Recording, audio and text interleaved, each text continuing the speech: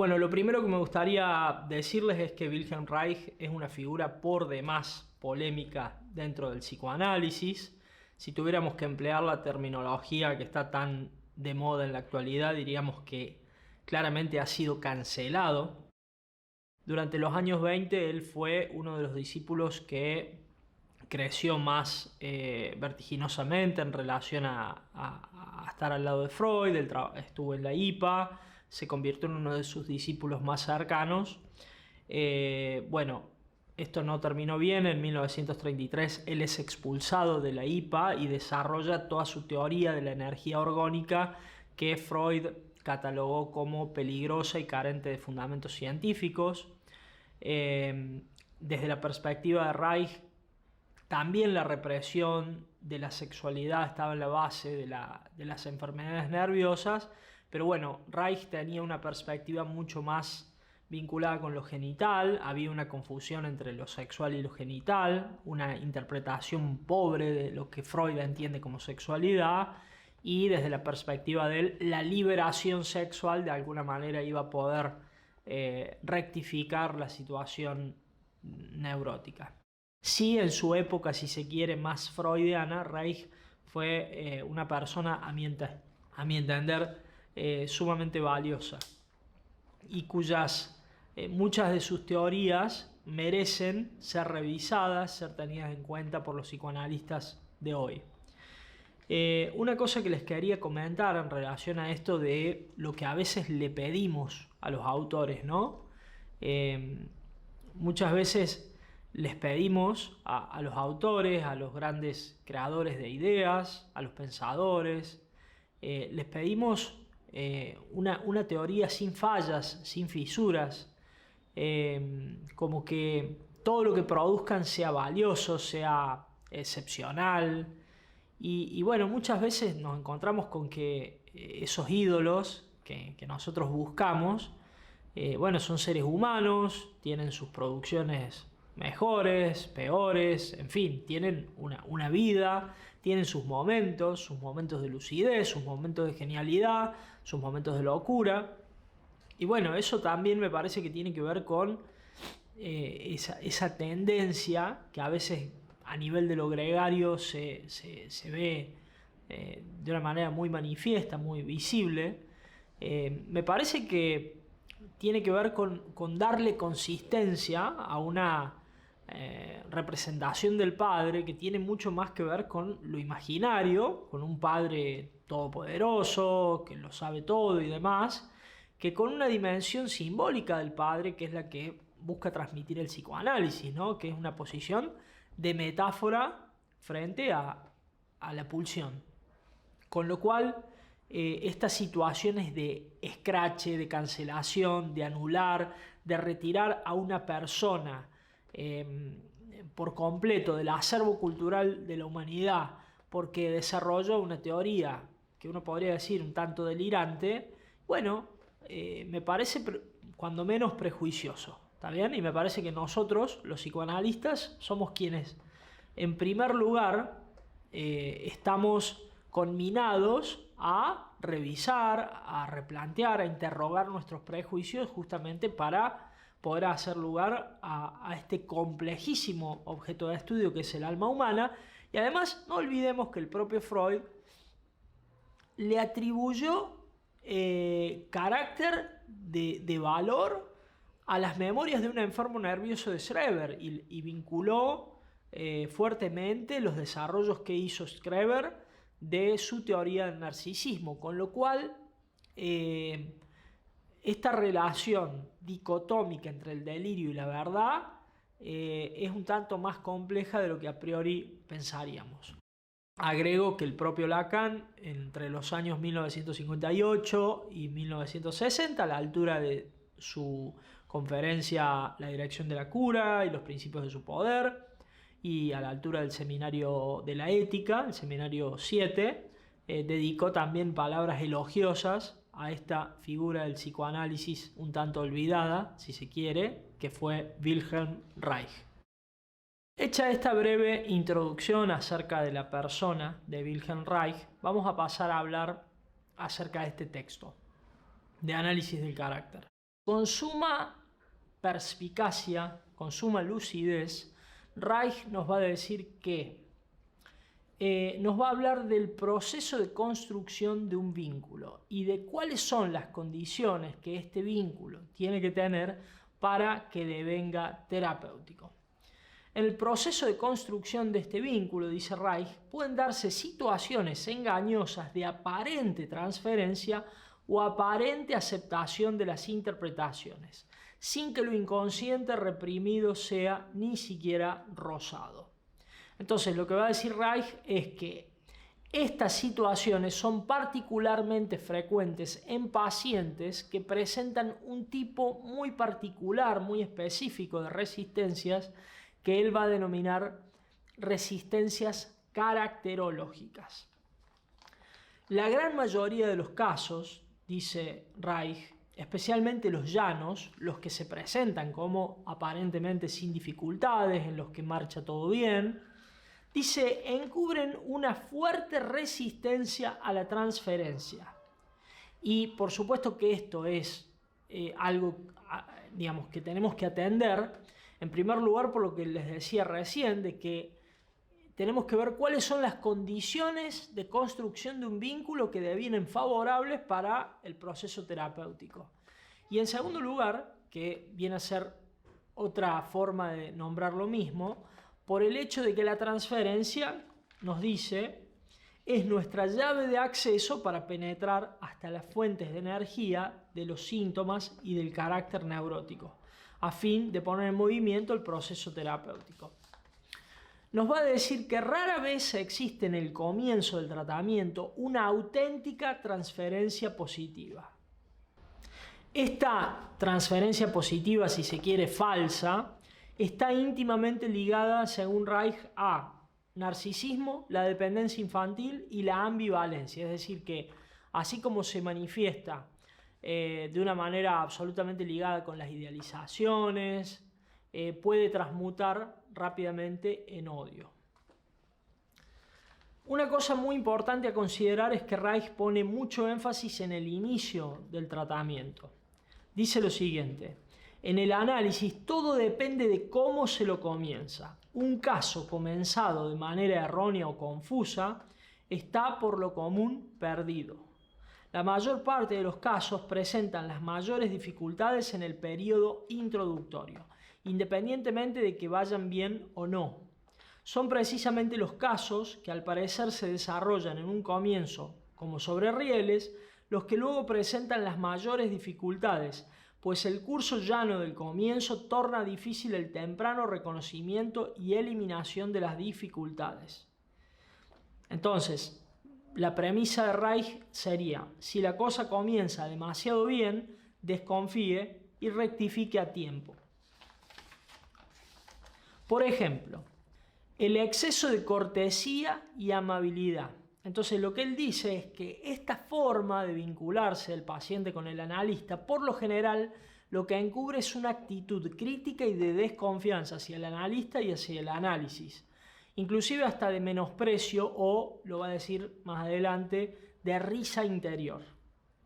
Como si hubiera una aceptación desde la boca hacia afuera, como se suele decir, o aparente, un simulacro de aceptación de los términos del análisis, las consignas del análisis, los propósitos del análisis, pero para los adentros el sujeto está reticente a confiar, a entregarse, a creer en que efectivamente eso es algo que lo puede ayudar.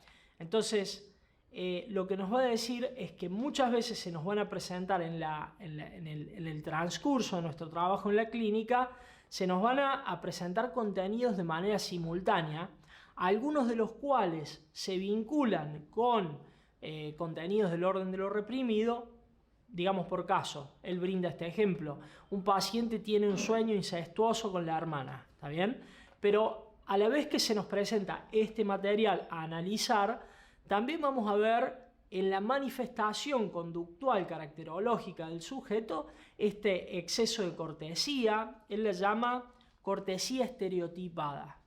Entonces, lo que él nos señala es que se debe evitar cualquier interpretación profunda del inconsciente mientras entre paciente y analista continúe existiendo la muralla de la cortesía convencional. Hay cierta autenticidad que desde nuestro lugar de psicoanalistas tenemos que pelear para conseguir en relación al vínculo con nuestro paciente, y que eso va a estar obstruido, va a estar obstaculizado si los componentes de una cortesía convencional están reinando en esa relación. Entonces, lo que dice Reich es: no corresponde aún analizar el sueño. Existen buenos motivos para elegir primero una parte de la superficie psíquica y trabajar primero sobre ella. ¿Está bien? Entonces, a manifestación simultánea de dos contenidos, uno de los cuales está más operando sobre la superficie de nuestro vínculo, de nuestro rapport con el paciente, y la simultaneidad de este otro contenido interesante, fascinante, que nos puede atrapar porque podemos ver en él las conexiones y las articulaciones de la red edípica de la cual el sujeto está preso, no corresponde aún ir a ese análisis si no está allanado este camino que tiene que ver con una autenticidad en el vínculo, una creencia legítima y auténtica por parte del paciente en el inconsciente, en el trabajo psicoanalítico, y lo que él llamaría una relación transferencial real, verdadera, y no impostada o falsa. Entonces, lo que les decía recién, ciertas experiencias clínicas hacen necesario distinguir entre las diversas resistencias que encontramos un cierto grupo como resistencias caracterológicas. Obtienen su sello específico no de su contenido, sino de la manera específica de obrar y reaccionar el paciente. Entonces, ¿por qué va a ser tan importante para Reich tener en cuenta las resistencias caracterológicas? Porque van a ser algo que pasa inadvertido para el sujeto, para el paciente y también para el propio analista. Por estas cuestiones de la transferencia y la contratransferencia que venimos trabajando principalmente en relación a Racker, vamos a ver que espontáneamente nosotros, como receptáculos de la libido del paciente, vamos a tender a identificarnos, si se quiere, con ese soslayamiento, con ese pasar por alto de aspectos que, sin ser egodistónicos, sin generarle al sujeto conflictos directos, en el fondo representan obstáculos para encontrarse consigo mismo, y esto por supuesto va a repercutir desfavorablemente en el encuentro con nosotros como sus psicoanalistas. ¿Está bien? Entonces, por eso va a ser muy importante el análisis de las resistencias caracterológicas, porque el carácter no es como el síntoma que genera angustia, genera malestar en el sujeto, sino que el carácter es algo que pasa inadvertido y que el sujeto considera como una parte indiscutible, irrefutable, inconmovible de su ser, y en esta parte, dice Reich, es donde va a estar lo más interesante, porque allí va a haber conexiones directas con las problemáticas infantiles que tenemos que desmontar en el trabajo terapéutico, y hasta que no podamos generar una primera desarticulación de estas resistencias caracterológicas que permita un contacto auténtico con la persona del psicoanalista, va a ser absolutamente infructuoso e inconducente toda otra clase de esclarecimientos. Ya veremos por qué. Entonces, antes de avanzar, me gustaría que nos detengamos en 5 puntos que me parecen relevantes para tener en cuenta en relación a esta cuestión del carácter. Vamos primero a dar una definición.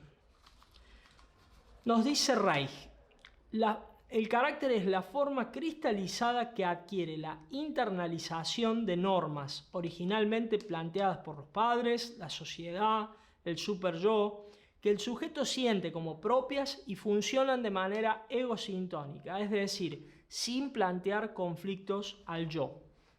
Por otra parte, el diccionario Salvat define el carácter como el conjunto orgánico y variable de las características básicas de un individuo que configuran la estructura de su personalidad y determinan su comportamiento y actitudes. Otra definición nos dice que es la señal que se imprime, pinta o esculpe en alguna cosa. Eso en cuanto a la definición. Como punto número 2, me gustaría hablarles acerca de esto que Reich hace mucho hincapié, que tiene que ver con este carácter egosintónico del carácter, que es justamente lo que hace que nos pase más inadvertido a nosotros como analistas y al sujeto propiamente como paciente. Dice Reich que el carácter suele ser la máscara más habitual de las resistencias, que le pasa inadvertido el rasgo de carácter como su yo. Esto yo lo relaciono a este carácter egosintónico del carácter, a diferencia del síntoma que es egodistónico, con una cierta complacencia narcisista que el sujeto encuentra en su propio carácter, que está en directa relación con el deseo de la madre. Vamos a ver qué dice Reich al respecto. Dice: el síntoma neurótico se experimenta como un cuerpo extraño y crea una sensación de estar enfermo. En cambio, el rasgo neurótico de carácter está incorporado orgánicamente a la personalidad. Uno no se siente enfermo por ser tímido. Solo se siente de ese modo cuando la timidez se convierte en un ceremonial compulsivo repleto de rituales, inhibiciones, etc. Es decir, que es algo que no solo no se le presenta al sujeto como problemático, como conflictivo, sino que además el sujeto lo reivindica y lo defiende como hasta casi como una virtud. El hecho de ser muy activo, muy proactivo, va a encubrir una cierta actitud maníaca de negación. El hecho de ser independiente, ser autónoma, va a encubrir una imposibilidad latente y negada de confiar, de generar vínculos constructivos y valiosos para el sujeto, y así sucesivamente. Es decir, que va a haber algo que vincula muy íntimamente al sujeto con el deseo materno, que va a mantenerse inconmovible y que no va a darse lugar a que se lo cuestione. El tercer punto que quería mencionarles en relación al tema del carácter tiene que ver con el hecho de que el carácter no es una cosa aislada, identificable, precisa, sino que funciona en complejos de rasgos que se articulan recíprocamente entre sí, constituyendo lo que Reich define como coraza caracterológica. Y esta coraza caracterológica va a estar muy ligada a su función a lo que nos dice Freud en análisis terminable e interminable de los mecanismos de defensa, ¿no? Que van a estar destinados a ligar permanentemente la angustia que puede desencadenarse por situaciones internas o externas. Veamos qué dice Reich al respecto. En el análisis, la totalidad de los rasgos neuróticos de carácter se hace sentir como un mecanismo de defensa compacto que se opone a nuestros embates terapéuticos. La exploración analítica del desarrollo de esta coraza caracterológica muestra que también sirve a una finalidad económica definida. Por una parte, es protección contra los estímulos provenientes del mundo exterior. Por otra, defiende de los impulsos libidinales internos. En los procesos que forman y mantienen esta coraza hay un constante ligar de la angustia. El individuo está caracterológicamente acorazado contra el mundo exterior y contra sus impulsos inconscientes. Es decir, que la finalidad de esta coraza caracterológica en esto de ligar la angustia tiene que ver con el hecho de evitar el displacer y mantener un equilibrio psíquico, por más neurótico que sea. Nos dice Reich: el carácter está determinado por las experiencias infantiles tal como lo están los síntomas y las fantasías. La base de una neurosis sintomatológica siempre es un carácter neurótico. En todo análisis tendremos que ocuparnos de resistencias neuróticas de carácter. Por lo tanto, todo análisis debe ser análisis del carácter. Entonces, aquí lo que nos dice es, a ver, antes del estallido de la enfermedad, que es algo absolutamente contingente en el desarrollo de un neurótico, opera en relación con el Edipo, con la elaboración de la sexualidad infantil, que siempre es incompleta para todo sujeto, opera la constitución del carácter como algo mucho más básico que la manifestación de los síntomas. Inclusive esa diferenciación queda borrada en el curso de un análisis, con lo cual todo análisis debe ser análisis del carácter por esto, porque modificando, conmoviendo, trabajando, elaborando el carácter de un sujeto, podemos ir al meollo de la cuestión. Veamos qué dice Reich. El carácter neurótico, la base de reacción para la neurosis sintomatológica, estaba ya formado en sus rasgos esenciales en la época de la fase edípica. La experiencia clínica nos ha hecho ver desde hace mucho tiempo que la línea fronteriza establecida por el paciente entre la salud y el estallido de la enfermedad resulta siempre borrada durante el análisis. ¿Qué quiere decir esto? Que nosotros, al encontrarnos con la historia del sujeto, vemos su padecimiento como un todo. No establecemos esa diferenciación, si se quiere, preconsciente, que el sujeto hace, que es tan habitual escuchar, pero yo antes estaba bien.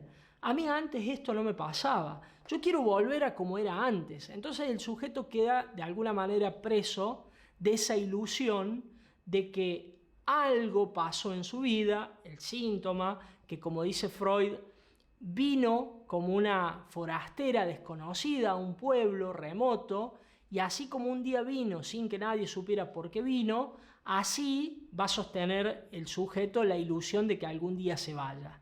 Entonces, un poco lo que nos quiere transmitir Reich es esto, ¿no? Es decir, mucho antes que los síntomas establecieran el estallido de la enfermedad, que signa para el sujeto ese momento en el cual enfermó, nosotros sabemos que la enfermedad antecede a eso, que va mucho más hondo en su historia y que paradójicamente eso profundo de su historia que está tan sepultado es lo que resulta más visible y más manifiesto en la manera de comportarse, de conducirse o de reaccionar.